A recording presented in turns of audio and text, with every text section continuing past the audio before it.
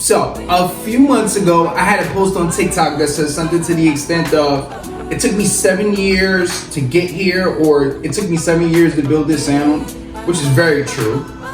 But there's a little more story that's attached to that. And I was having a conversation with one of the homies recently. It was like, yo, I think you need to take people back to kind of the beginning so they can really understand why you speak the way you speak, or especially when you're talking about the alternative path. So here I am. Everyone needs a hero's journey, and here is my story. So probably a little before I started shifting the sound, there was a team in place. There was a bunch of us. There's probably like 5 or 6 of us. Everyone kind of played their different roles, and we were gaining traction. We was definitely getting some motion. I opened for Big Sean. I opened for Pusha T, which is funny to hear and to imagine now with the sound that I create. But I did. There were A-list music people who are our contemporaries at the time, and other people who are doing amazing things in music on the managerial side, on the DJ side, recording artists. They were all contemporaries. We was all kind of in the same space. But as life would have it, life. People started moving in different directions.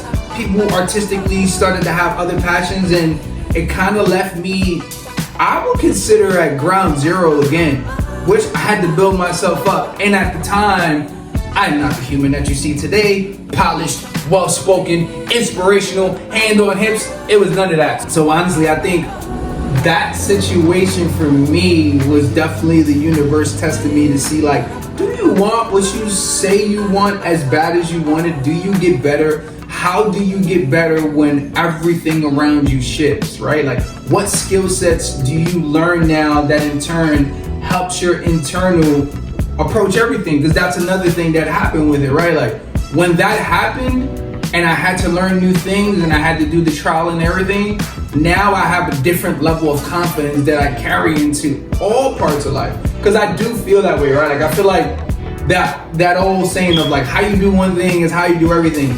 Those same muscles that I developed and having to kind of be the spearhead of my business as well as my art help me deal with day-to-day things. And I think that's the most important thing. I think I said it before, but if I didn't, like, this story is bigger than just like music. Oh, my people left. I had to scrap it doing myself. Like, this is the alternative path.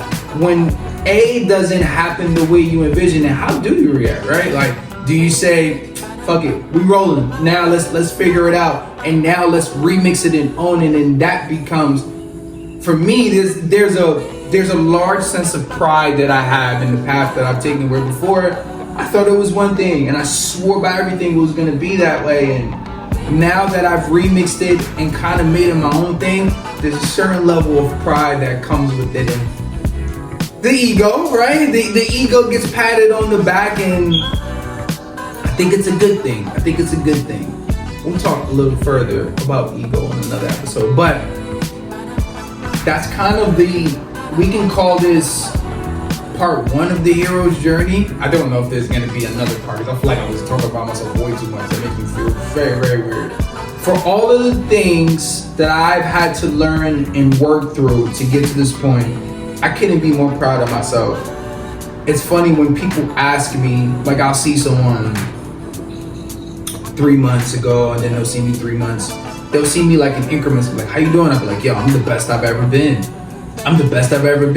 I truly believe that comes from what I've had to learn, the skills that I've had to learn, and how I continually use that in other facets, and to continue to learn within business and continue to learn in the arts and continue to evolve to that point.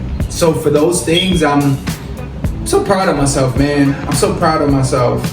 I often ask myself, whenever I like get into this weird comparative mode, would you change anything? Because I do feel that everything that happened leads up to the human that we are. And I'm so proud of this version of me. I wholeheartedly wouldn't change anything in the world that's happened to me, because I'm fucking with this version, man. Like, I'm fucking with what's happening. I'm fucking with y'all, fucking with me. It's like, it's a lot of fucking around. And for that, I'm super proud of myself for sticking the course, asking myself those tough questions, going into like the dark rooms and continuously getting better and figuring out what's going on here and what's going on here.